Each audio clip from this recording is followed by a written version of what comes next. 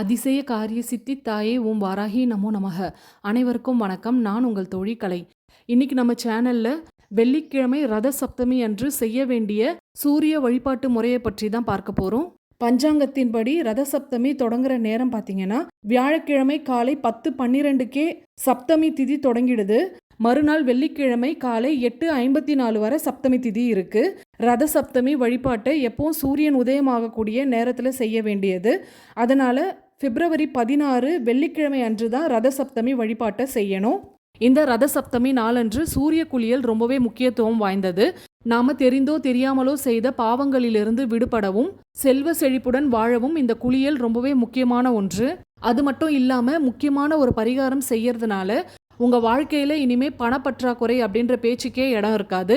அது என்ன பரிகாரம், சூரிய குளியலை எப்படி செய்யணும், இதெல்லாம் நாம இந்த பதிவுல தொடர்ச்சியா பார்க்க ஆரம்பிக்கலாம். சூரிய பகவானுடைய அருள் இருந்தால் அரசாங்க வேலையும் அரசியல்வாதிகளுக்கு செல்வாக்கும் பதவி உயர்வும் தேடி வரும்.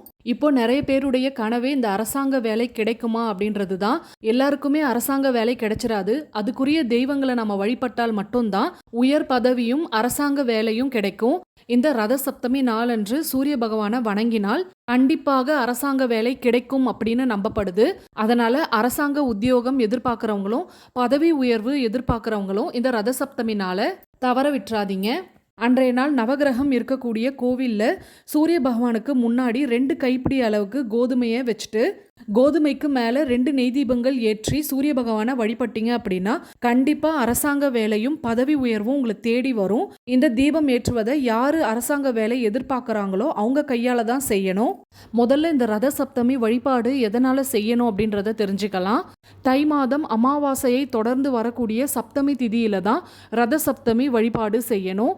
இந்த ரத சப்தமி நாளன்று தான் சூரிய பகவான் அவதரித்தார். இந்த நாளை சூரிய ஜெயந்தியாகவும் கொண்டாடப்படுது. அது மட்டும் இல்லாம இந்த நாள்ல தான் சூரிய பகவானுக்கு வைரங்கள் பொறிக்கப்பட்ட 7 குதிரைகள் கொண்ட தேர் கிடைத்ததாக புராணங்கள்ல சொல்லப்படுது. இந்த நாள்ல ஏன் சூரிய பகவானை வழிபடணும் அப்படின்னா 7 வகையான பாவங்கள் அப்படின்னு சொல்லுவாங்க. அதில் ஒன்று தான் தெரிந்து செய்யக்கூடிய பாவங்கள். தெரியாமல் செய்த பாவங்களுக்கு நமக்கு விமோச்சனம் கிடைக்கும். ஆனால் தெரிந்து செய்யக்கூடிய பாவங்களுக்கு நமக்கு எப்பொழுதுமே விமோச்சனம் கிடைக்காது. ஆனால் ரத சப்தமி நாளன்று சூரிய பகவானை வழிபட்டோம் அப்படின்னா தெரிந்து செய்த பாவங்களில் இருந்தும் நாம் விடுபடலாம். இது பாவங்கள் செய்யறத ஊக்குவிக்கிறது அர்த்தம் கிடையாது. இதுக்கு ஒரு புராண கதையும் இருக்கு. நம்ம எல்லாருக்குமே மகாபாரதம் கதை தெரியும். அதில் பீஷ்மர் பாரத போரின் போது அம்பு படுக்கையில் இருப்பாரு. பாரத போர்ல வெற்றி பெற்ற பிறகுதான் அவருடைய உயிர் பிரியணும் அப்படின்னு வரம் வாங்கியிருப்பாரு. அவரும் அந்த அம்பு படுக்கையிலேயே காத்துட்டு இருக்கார். அவருடைய உயிர் பிரியற மாதிரியும் தெரியல. அப்பதான் பீஷ்மர் வியாசர் முனிவரிடம் நான் என்ன பாவம் செய்தேன், ஏன் என்னுடைய உயிர் இன்னும் பிரியவில்லை அப்படின்னு கேட்கிறாரு. அதுக்கு வியாச முனிவர் உன் மனதால நீ கெட்டவன் கிடையாது, ஆனா கெட்டவனுக்கு நீ உறுதுணையா இருந்திருக்க அப்படின்ற காரணத்தினால அதனால இதுவும் பாவ செயலில் தான் சேர்க்கப்படும் அப்படின்னு சொல்றாரு. அப்பதான் பீஷ்மருக்கு ஞாபகம் வருது, பாஞ்சாலியினுடைய துயில் உரிக்கும் நேரத்துல பீஷ்மர் அமைதியா இருந்திருக்காரு. அதன் நினைவுக்கு வந்து இதுல இருந்து எனக்கு எப்படி விமோச்சனம் கிடைக்கும் அப்படின்னு வியாசர் முனிவரிடம் கேட்கிறாரு. எப்போ உங்களுடைய பாவத்தை உணர்ந்தீங்களோ அப்பவே உங்களுடைய பாவங்கள் முற்றிலுமாக அகன்றுவிடும். ஆனா அத்தனையும் கண்டும் காணாமல் இருந்த உங்களுடைய கண்கள், செவி, வாய், தோல், கைகள், புத்தி, தலை இதெல்லாமே வந்து தண்டனை அனுபவிச்சே ஆகணும் அப்படின்னு சொல்றாரு. இந்த கதை மூலியமாக நாம என்ன தெரிஞ்சுக்கணும் அப்படின்னா, நாம என்னதான் நல்லவங்களா இருந்தாலும் மற்றவர்கள் செய்யக்கூடிய தவறுகளை, அதாவது நமக்கு தெரிஞ்சவங்களே கூட அந்த தவறை செய்யலாம். அதை நாம தட்டி கேட்காம கண்டும் காணாம இருந்துட்டோம் அப்படின்னா அதுவும் நமக்கு பாவத்தை தான் சேர்க்கும். அடுத்து கதையை பார்ப்போம். பீஷ்மருடைய உயிர் எப்படி பிரிஞ்சது அப்படின்றத தெரிஞ்சுக்கலாம். பீஷ்மர் அவருடைய உடலை சுட்டெரிக்கும்படி சூரிய பகவானிடம் வேண்டிக் கொள்கிறார். சூரிய பகவானும் நான் இதை செய்ய மாட்டேன் அப்படின்னு மறுத்துறாரு.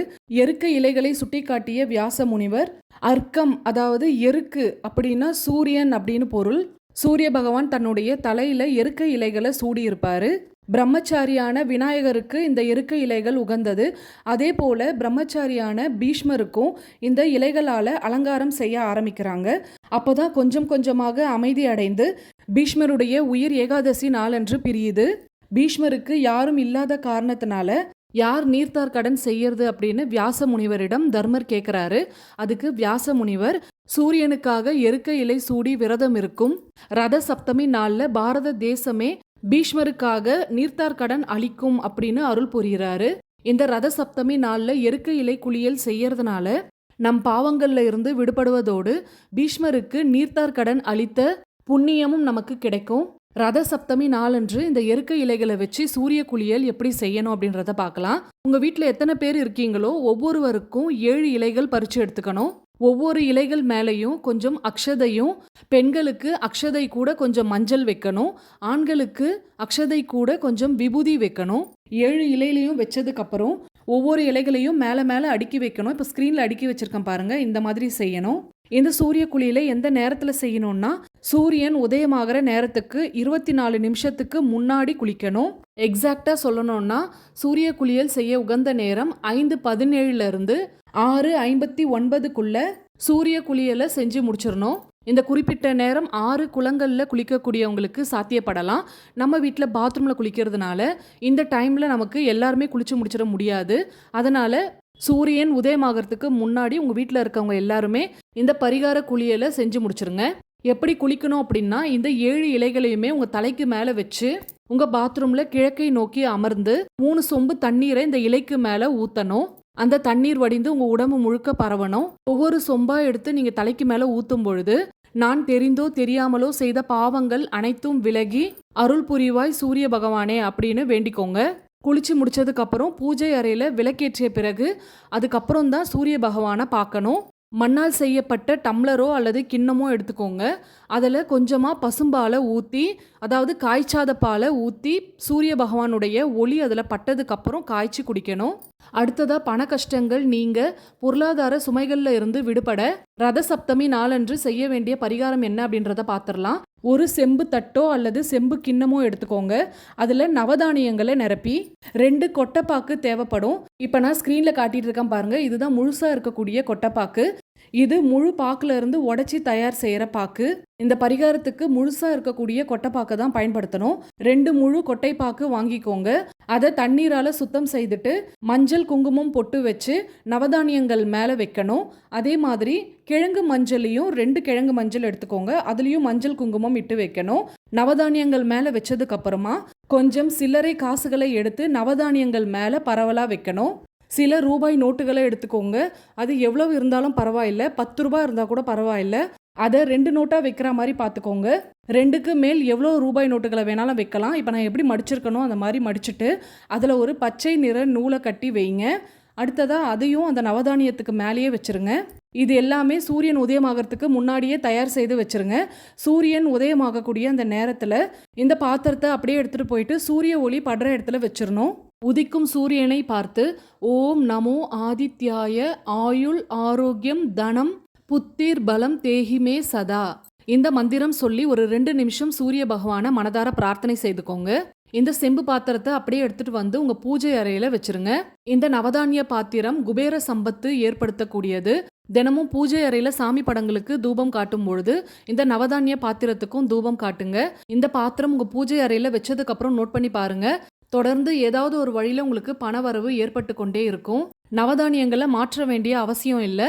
ரொம்ப பழசாகிற மாதிரி இருந்ததுன்னா அந்த சமயத்தில் மட்டும் மாற்றி வைங்க. இந்த ரத சப்தமிக்கான பதிவு உங்களுக்கு பயனுள்ளதாக இருந்திருக்கும் அப்படின்னு நம்புகிறேன். பயனுள்ளதாக இருந்திருந்தால் ஒரு லைக் பண்ணிவிடுங்க. அப்படியே உங்கள் ஃப்ரெண்ட்ஸ் அண்ட் ஃபேமிலிக்கும் ஷேர் பண்ணி விடுங்க. மறக்காமல் சப்ஸ்கிரைப் பண்ணிவிட்டு பக்கத்தில் இருக்க பெல் சிம்பிளை கிளிக் பண்ணிவிட்டு அதில் ஆல்னு கொடுங்க.